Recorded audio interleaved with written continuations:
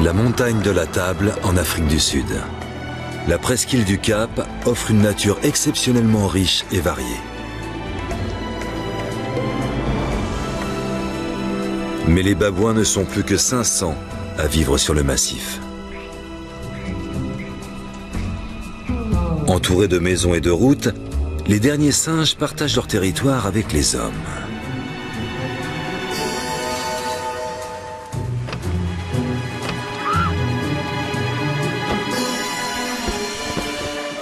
Attraction ou fléau? Voici l'histoire du clan des Smiths, une bande de singes parmi les plus célèbres d'Afrique du Sud.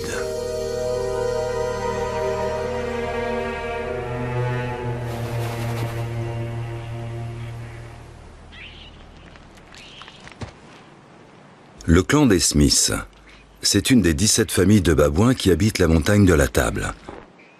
Elle est composée d'une trentaine d'individus qui ont élu domicile dans une caverne au-dessus de la Smith Bay, la baie qui a donné son nom au clan.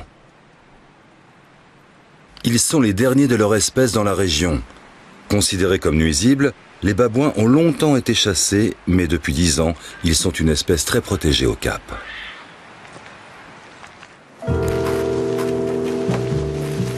Un peu plus loin, Mark Duffel se réveille. Cet ancien ingénieur vit ici depuis 6 ans avec sa femme, dans une cabane faite de briques et de brocs.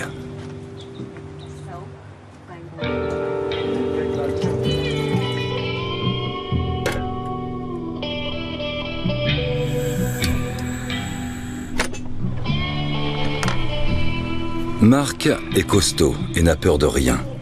Même les boss du clan le respectent. Il a étudié de près les habitudes des animaux et avec le temps, il est devenu un spécialiste des babouins. Ses compétences sont très recherchées dans la région. Le travail de Mark consiste à éloigner les babouins des hommes. Je ne dirais pas que je murmure à l'oreille des babouins, mais je leur parle. Et je suis capable d'interpréter leurs regards et leurs gestes. Peut-être que je me trompe, mais je crois qu'avec les babouins, je m'en sors vraiment bien. Non loin de sa cabane, Mark a installé un piège photographique. Jour et nuit, l'appareil se déclenche quand un animal passe devant l'objectif. Les photos permettent à Mark de recueillir des informations sur le clan, sur sa taille et les individus qui le composent. Les Smiths n'ont plus peur des hommes depuis longtemps. Les plus surveillés sont les mâles alpha, les mâles dominants. Ils sont marqués à l'oreille et portent un émetteur autour du cou. Ces singes sont les auteurs de si nombreux délits qu'ils mériteraient amplement d'avoir un casier judiciaire.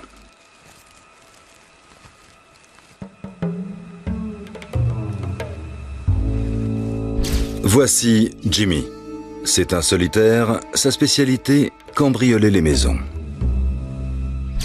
Fred au long doigt est un as pour ouvrir les voitures. Quant à Merlin, c'est la terreur des restaurateurs.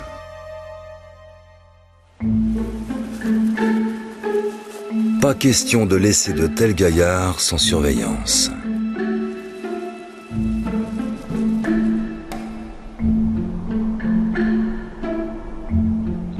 Esme Bimish est chercheuse à l'Université du Cap. Elle fait partie d'un groupe d'études sur les babouins. Grâce à son récepteur, elle peut localiser les singes.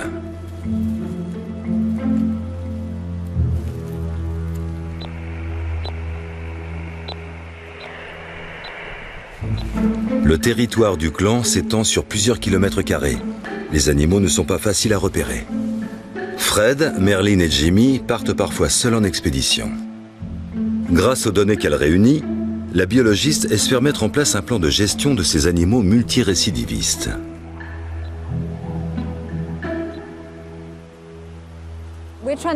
Nous essayons de comprendre où vivent les babouins, quelle est la taille de leur territoire, quelles sont les causes de mortalité des animaux, sont-ils renversés par des voitures ou abattus?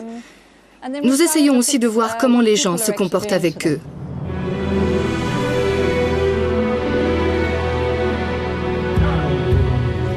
Le clan des Smith est composé d'une famille élargie. Comme toujours chez les babouins, mâles et femelles vivent ensemble avec leur descendance.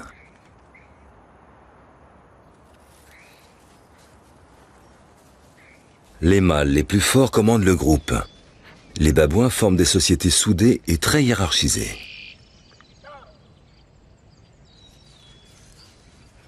Le clan appartient à l'espèce des babouins chacma, les plus grands des babouins. Ils pèsent jusqu'à 30 kg et quand ils se dressent sur leurs pattes arrière, peuvent mesurer jusqu'à 1,50 m. Leur pelage est dense, le visage effilé et pointu des mâles rappelle le museau d'un chien. Les babouins sont littéralement rattrapés par la civilisation. La presqu'île du Cap compte 3 millions d'habitants.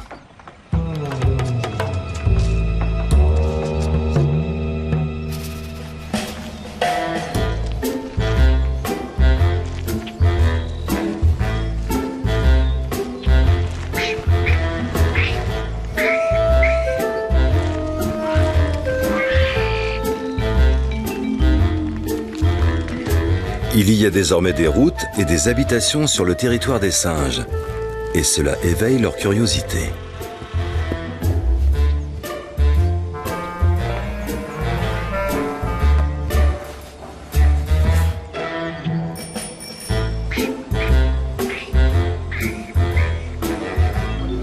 Comme les babouins sont protégés, ils n'ont rien à craindre des hommes.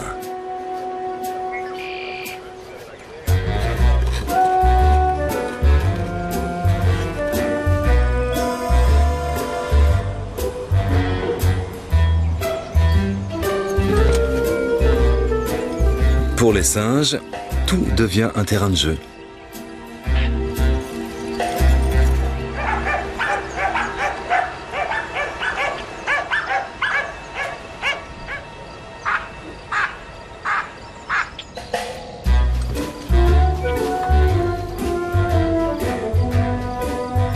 La curiosité et l'audace sont récompensées. Les singes trouvent toujours quelque chose à se mettre sous la dent.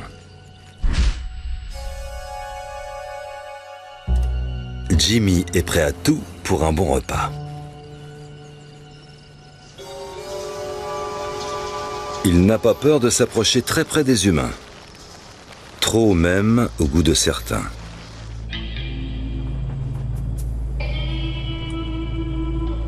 La carabine à air comprimé de Mark Duffel est armée de balles en caoutchouc. Il n'a aucunement l'intention de tuer.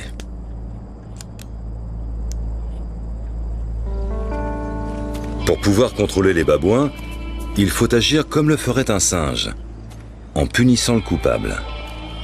Pas de doute, pour le clan des Smith, l'homme à la carabine est un mâle alpha. Jimmy pille tout ce qu'il peut, rien ne l'arrête. Lorsqu'il était jeune, il escaladait même les façades des immeubles pour entrer dans les cuisines.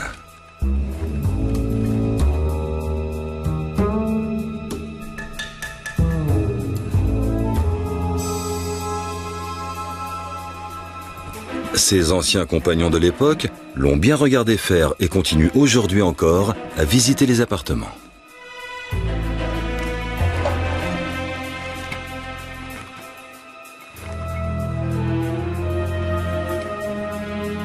Les singes prennent tous les risques. Et surtout, ils n'ont aucune peur des humains. Avec le temps, certains d'entre eux ont développé des aptitudes étonnantes.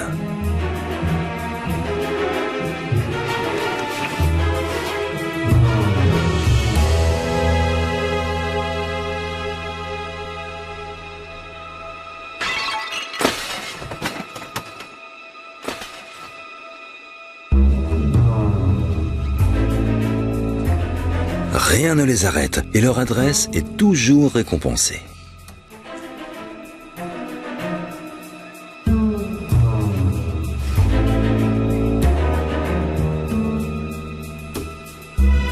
Les assauts sont bien orchestrés. Les voleurs se déploient très rapidement. Il n'y a pas de temps à perdre. En moins de 30 minutes, l'affaire est réglée. Esme Beamish a constaté que le système de fast-food est très rentable pour les singes. Un paquet de pain équivaut à 4 heures de recherche pénible de nourriture dans la nature.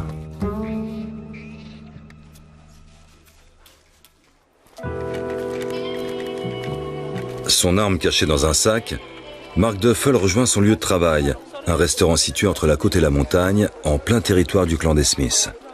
Le lieu est très fréquenté par les touristes. Mark surveille les environs. Il sait que les odeurs du restaurant attirent tout particulièrement un des caïds du groupe. Son odorat développé lui permet de sentir le moindre fumet à 3 km à la ronde.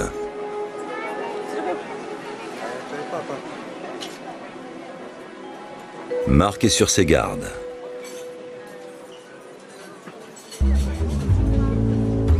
Vers midi, Merlin arrive. Il ne lâche pas des yeux les tables bien garnies. Impossible de dire à quel moment il va attaquer. Les singes changent de tactique tous les jours. Les babouins sont des animaux très intelligents. Chaque jour est un jour nouveau. Chaque jour, ils inventent quelque chose. Et ils vont essayer encore, et encore, jusqu'à ce qu'ils y parviennent. Il se passe quelque chose à l'arrière du restaurant. Le gérant est nerveux. Et il a de bonnes raisons de l'être. Merlin n'est pas loin.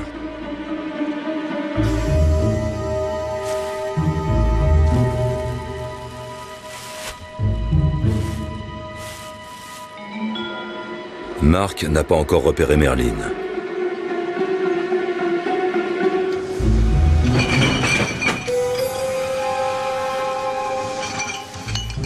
Le singe peut tranquillement fouiller les poubelles.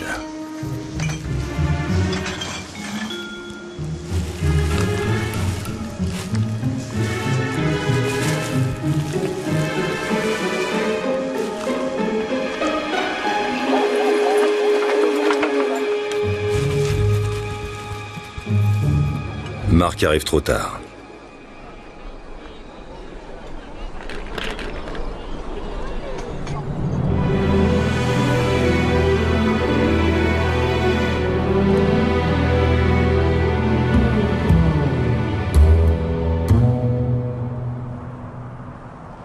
La végétation autour du massif est unique en son genre. C'est le Fine Boss, un maquis d'une incroyable diversité qui réunit plusieurs milliers de plantes endémiques. Le Fine Boss ne se trouve qu'ici, dans la région du Cap, et les babouins y ont un rôle majeur, car ce sont eux qui, au cours de leur pérégrination, sèment involontairement les graines de fleurs et de plantes qui s'accrochent à leur pelage. Les petits trous qu'ils creusent dans la terre sont tout aussi indispensables à la biodiversité du Cap. Les graines charriées par le vent viennent s'y agglutiner et donneront plus tard naissance à de nouvelles plantes. Les singes ont à leur menu plus d'une centaine d'herbes et de feuilles. Sans compter les coléoptères et les vers, les babouins sont omnivores. Rechercher des graines, des racines et des baies est long et fastidieux. C'est pourquoi les singes sont tentés d'aller se nourrir chez les hommes. Et le clan des Smith sait où aller.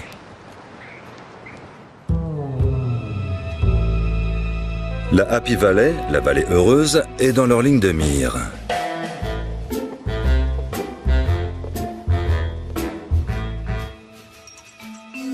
Ils y sont attendus.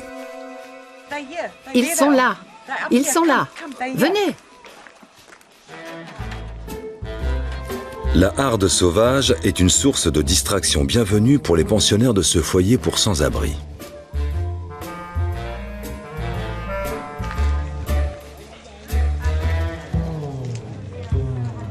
Beaucoup de gens ont pitié des babouins.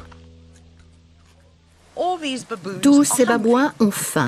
C'est ça le problème. Et puis ils se reproduisent très vite. C'est la nature. Il faut que quelqu'un fasse quelque chose.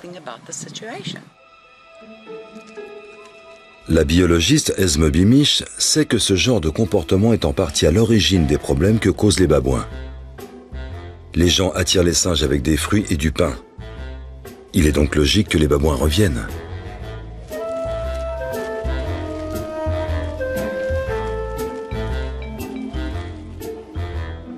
Les petits l'apprennent très tôt. Chez les humains, la nourriture a bon goût et s'obtient facilement. Du coup, ils grandissent sans crainte des hommes, et c'est un problème. S'il vous plaît, ne nourrissez pas les babouins. C'est interdit. Nous pouvons porter plainte contre vous. Les animaux n'ont pas besoin de vous, ils sont bien nourris. Mais il n'y a rien à manger dans les montagnes. C'est faux, il y a plein de nourriture là-haut. En partageant leur nourriture avec les singes, les hommes se déprécient à leurs yeux. Car chez les singes, celui qui donne volontairement sa nourriture est forcément tout en bas de l'échelle sociale. Les singes perdent alors tout respect pour les hommes. Ils vont devenir dangereux et il va malheureusement falloir les abattre. Il faut que les gens aient conscience de ça. Ils pensent qu'ils rendent service aux babouins, mais en fait, ils signent leur arrêt de mort. Esme Beamish analyse les données qu'elle a recueillies à l'Université du Cap, et notamment celles sur les causes de la mortalité des animaux. Elles sont multiples: accidents de voiture, empoisonnement, abattage illégal. Il arrive aussi que les singes soient victimes des chiens ou encore d'électrocution.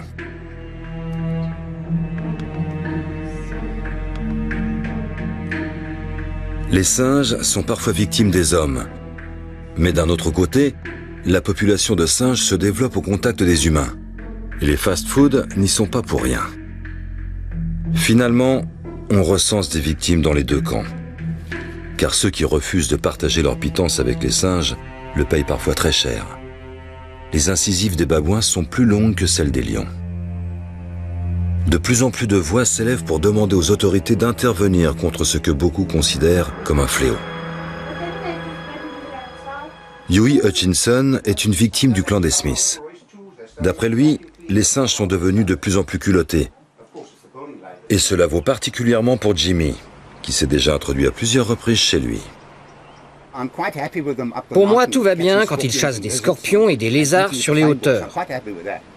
Mais là où je ne suis pas content, c'est quand ils rentrent ici et qu'ils réclament du bacon, et si possible grillé. Le long de la côte, les maisons restent souvent grandes ouvertes. Huey, lui aussi, ferme rarement les portes et les fenêtres de son bungalow. Les singes y voient là une invitation.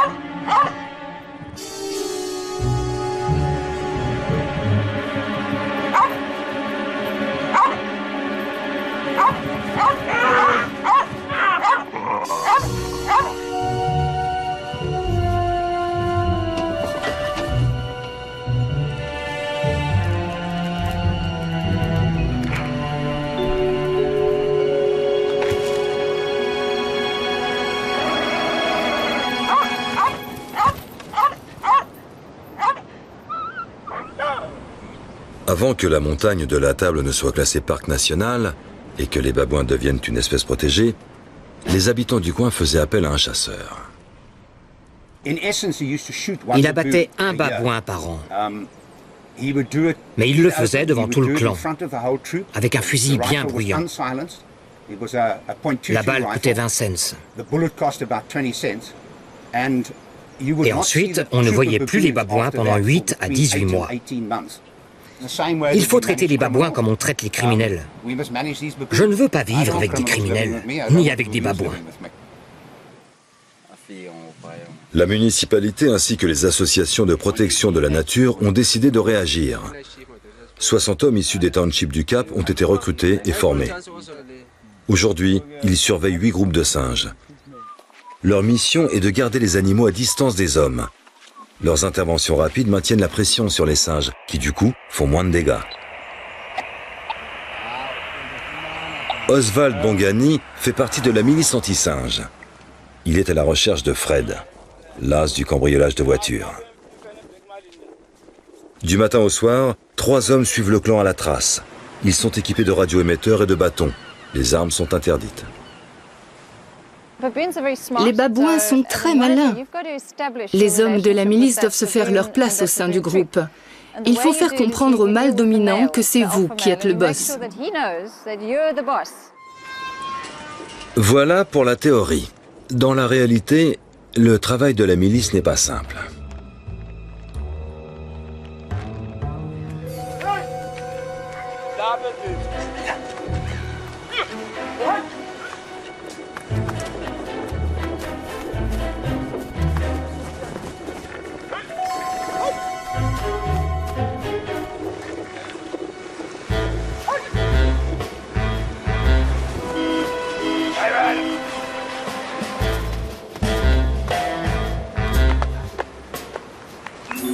Cette fois, ça a marché. À la longue, la milice est parvenue à faire baisser de 80% les dommages causés par les singes dans les maisons. Depuis, le clan des Smith rôde davantage dans les rues et s'approche en fait de plus en plus du restaurant où Mark Duffel monte la garde.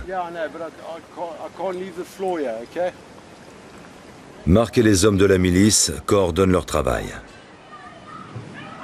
Mark a un mauvais pressentiment.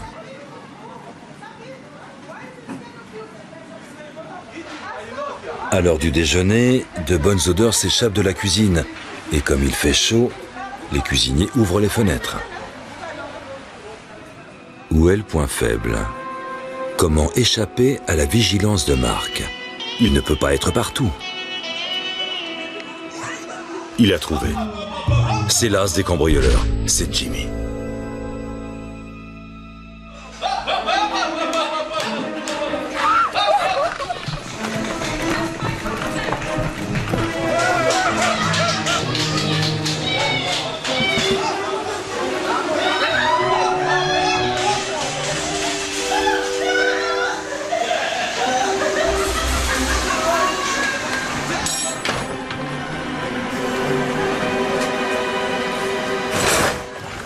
Manqué. Jimmy s'éloigne.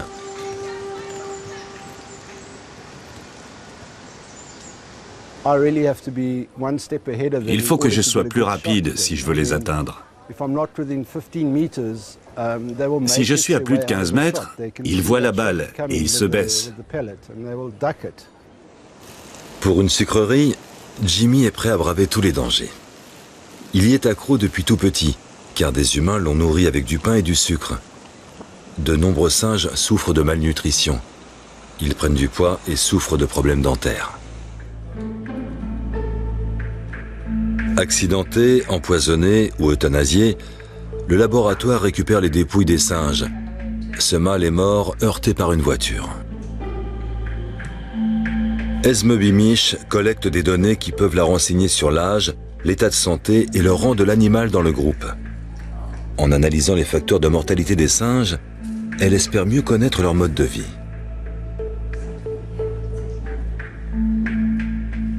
Les poils contiennent l'ADN des individus.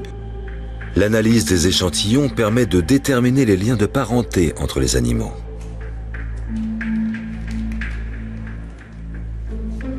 Les corps sont conservés dans des chambres froides pour des analyses ultérieures.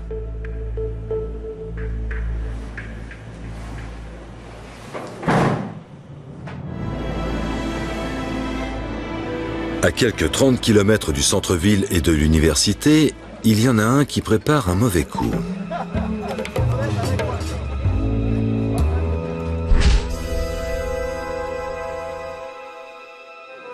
Merlin a faim, mais la milice anti-singe est à pied d'œuvre autour du restaurant.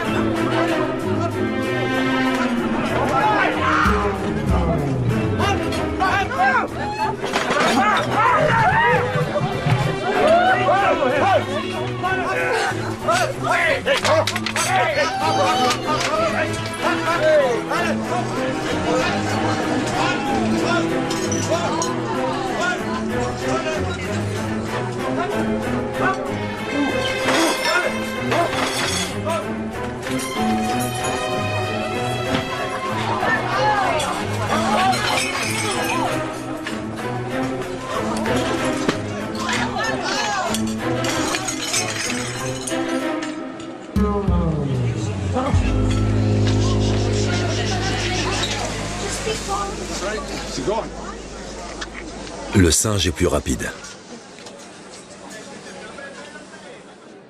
Pour les clients, une fois la frayeur passée, les singes deviennent une attraction. Ils ne se doutent pas que l'attaque de Merlin n'est peut-être qu'une manœuvre de diversion. Mark est nerveux. La situation va vite devenir incontrôlable. Il n'a pas le choix.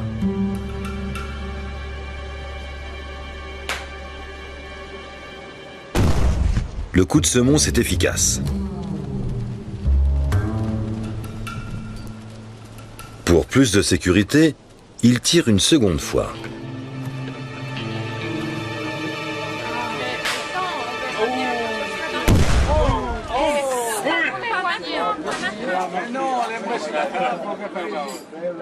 Il explique ensuite aux clients du restaurant les raisons de son geste. Certains ne sont pas rassurés. Un homme armé dans un restaurant, ce n'est pas banal. Les singes ont fui, pour l'instant.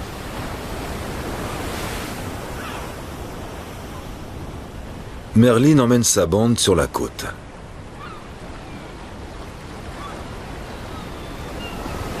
Contrairement à la plupart des autres babouins, le clan des Smiths se nourrit également sur la plage.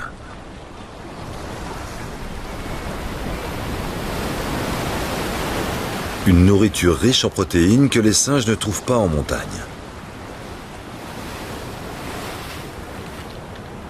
Ils ont appris à ouvrir des coquillages.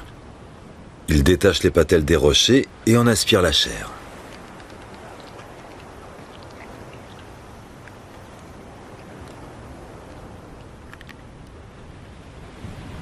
Ils apprécient aussi les moules qu'ils arrachent grâce à leurs doigts puissants, avant de les ouvrir avec leurs longues canines. Comme toujours, les petits apprennent en regardant les grands.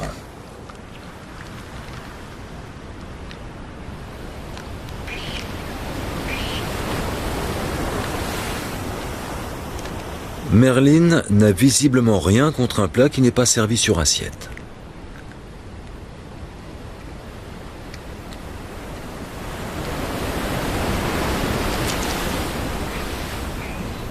Les singes ne peuvent venir ramasser des coquillages qu'à marée basse.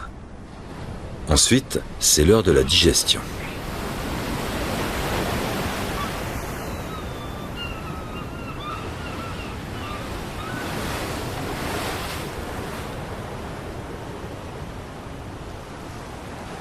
Les singes font une bonne heure de pause avant de repartir.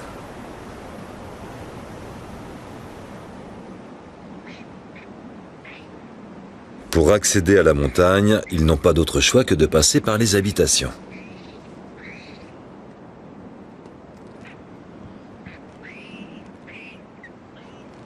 Pendant que les petits jouent, les caïds préparent un mauvais coup.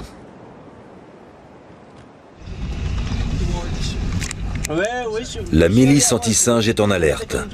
Le clan a rejoint une route touristique qui relie la ville du Cap au Cap de Bonne-Espérance. Ce qui attend la milice n'est pas une partie de plaisir. Les hommes savent ce qui se prépare.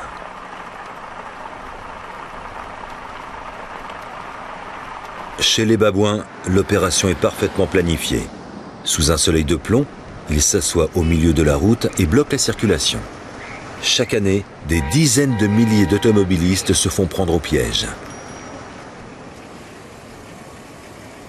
L'important, c'est d'avoir l'air mignon et complètement inoffensif.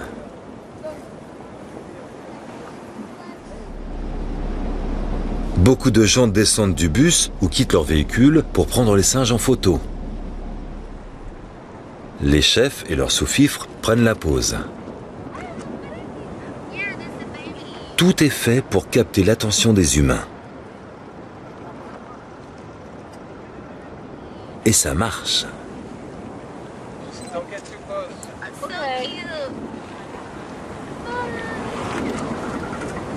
Les babouins sont une des grandes attractions du parc naturel. De nombreux visiteurs viennent spécialement pour les voir.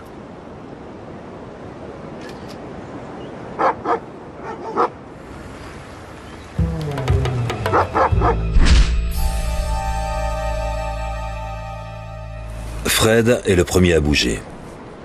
Il profite de la situation pour inspecter une moto.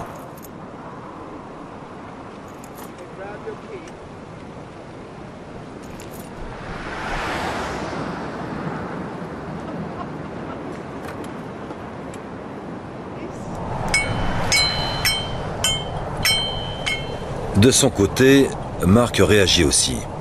Les hommes de la milice l'ont prévenu du stratagème mis en place par le clan à 1 km de là. Il installe tant bien que mal des panneaux de prévention.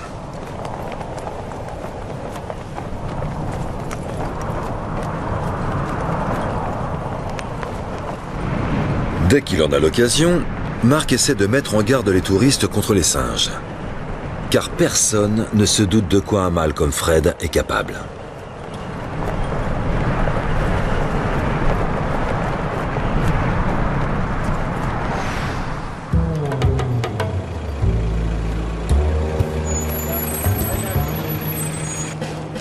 Fred, de son côté, essaie de repérer les automobilistes imprudents ou négligents.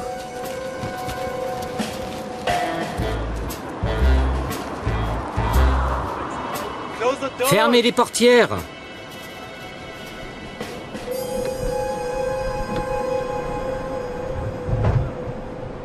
Pas de chance. Beaucoup d'automobilistes ont suivi les conseils de la milice et ont fermé leur véhicule. Oswald Bongani et ses collègues ont fort à faire. Parfois, ils ne comprennent pas l'anglais. Ils parlent le russe ou une autre langue. Je leur dis d'aller fermer la porte de leur voiture, mais ils vont chercher une veste. Ils ne comprennent pas. Ils trouvent cela amusant. C'est difficile de gérer les touristes. Fred sait tirer profit de ces problèmes de compréhension.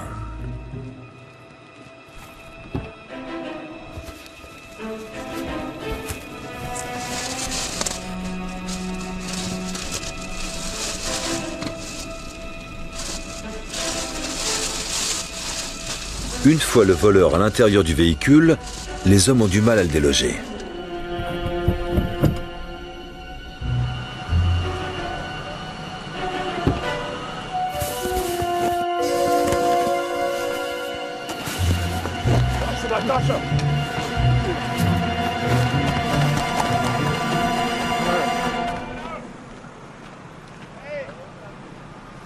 Dans les sous-bois, Fred fait l'inventaire de ce qu'il a chapardé.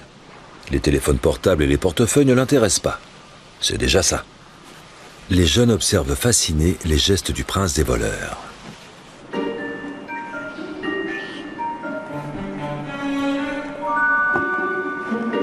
Dans le clan, les adultes transmettent leurs connaissances aux plus jeunes qui vont à leur tour les développer. Ces jeunes seront bientôt eux aussi des as du cambriolage. Ce n'est qu'une question de temps. Ils sont à la recherche de sacs et d'un moyen d'entrer dans la voiture.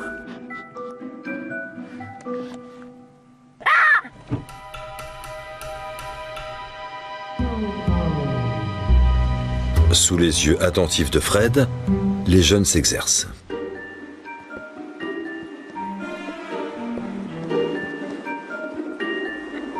Ils sont encore un peu maladroits. C'est d'ailleurs ce qui rassure les scientifiques. Si les mesures que nous prenons s'avèrent efficaces, alors on pourra empêcher les petits d'acquérir de mauvaises habitudes. On ne pourra pas changer le comportement des plus âgés. Mais on espère rendre les vols si difficiles que cela deviendra dissuasif pour les petits. C'est notre objectif. Mais pour l'instant, Fred reste l'as des as.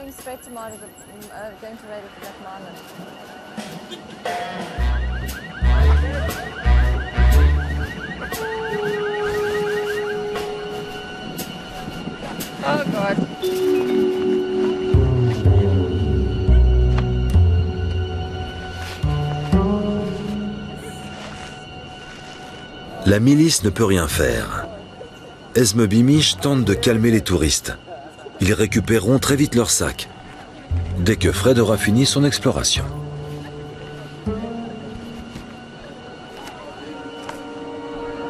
Mais pour l'instant, mieux vaut ne pas intervenir. Cela pourrait devenir dangereux. Fred n'est pas content. Il n'y a pratiquement rien à manger dans ce sac. Mais même s'il ne semble plus s'y intéresser, il le considère comme sien. Mieux vaut ne pas y toucher.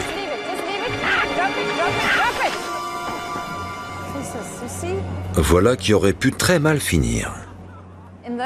Dans ce genre de situation, les babouins associent les humains, les voitures et les sacs à de la nourriture.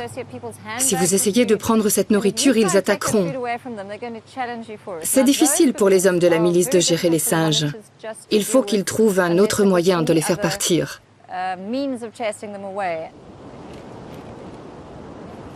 Même les petits n'ont pas beaucoup de respect pour la milice.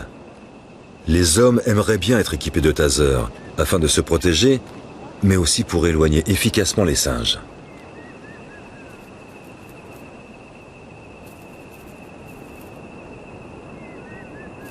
Une fleur de protée, un des emblèmes de l'Afrique du Sud.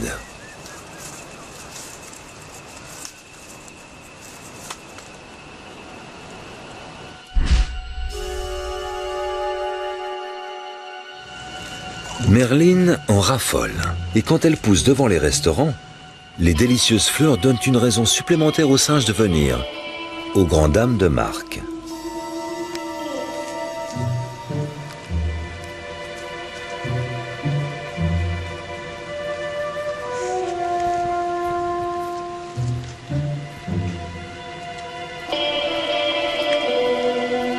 Merlin respecte Marc, ou plutôt son fusil. Il préfère s'éloigner.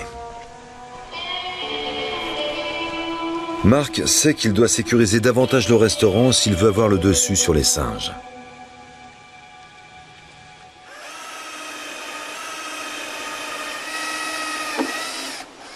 Il bloque les fenêtres afin qu'elles ne s'ouvrent plus entièrement. Les gérants du restaurant ont déjà perdu plusieurs milliers d'euros à cause des vols.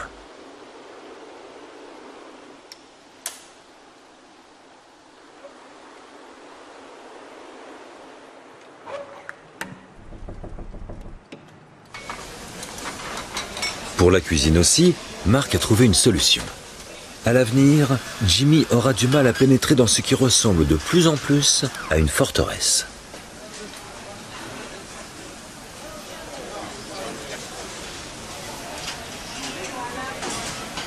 Les mesures dissuasives mises en place font l'objet de contrôles. Esme Bimish ainsi qu'une employée de la ville sont venus voir les nouveaux aménagements. Marc leur montre le fonctionnement de la nouvelle poignée de porte. Tu tournes le bouton et tu tires. Si tu pousses, elle ne s'ouvrira pas. Avant, elle s'ouvrait vers l'intérieur, mais j'ai changé le mécanisme. Des empreintes sur la fenêtre de la cuisine trahissent le passage de Jimmy. Qu'est-ce qu'il vient chercher ici? Du poisson, des pommes de terre, tout ce qui est chaud? Il cherche des frites et je ne sais pas trop quoi. Des légumes? Oui, des légumes, du raisin, et en sortant, il pique encore du pain.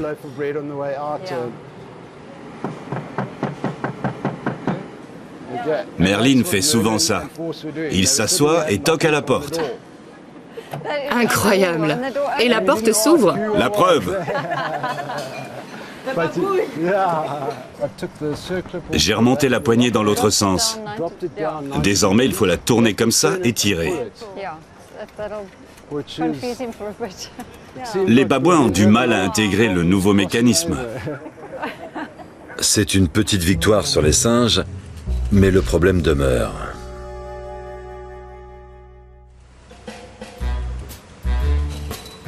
Si Marc est parvenu à sécuriser le bâtiment principal, le bar extérieur reste accessible et Merlin en profite.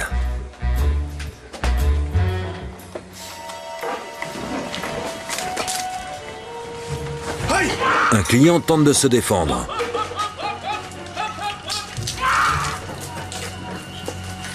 Ce n'est pas sans risque.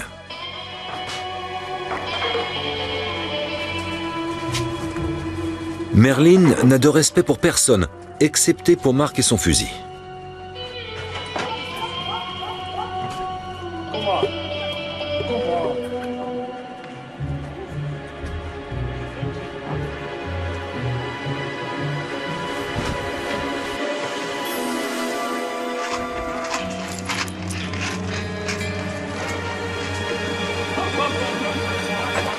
Cette fois, Merlin est touché, mais Mark n'est pas dupe. Les babouins sont des maîtres dans la manipulation. Ils me font croire que c'est moi qui domine la situation, mais ils savent très bien ce qui se passe. Je pense qu'ils sont dans leur coin à discuter de leurs exploits d'aujourd'hui et à planifier ceux de demain.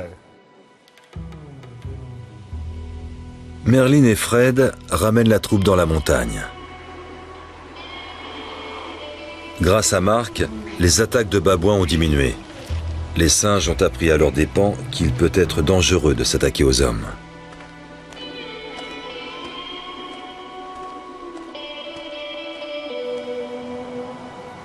Si la milice et les gens comme Mark parviennent à remettre les babouins à leur place, les singes et les hommes pourront peut-être cohabiter en paix.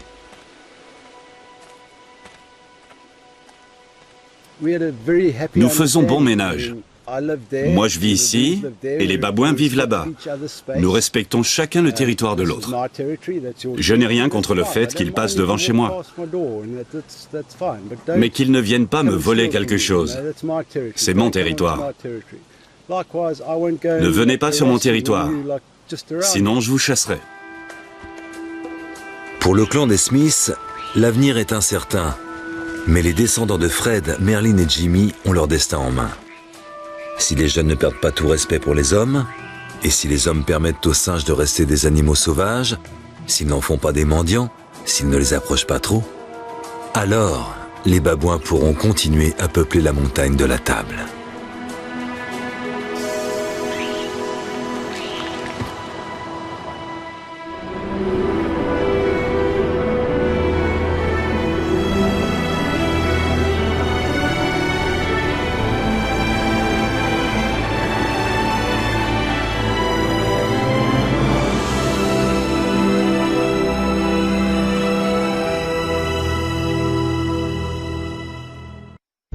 Vous souhaitez revoir ce documentaire ou le faire connaître à vos proches? Retrouvez-le gratuitement dès demain sur notre site ledoc.ch.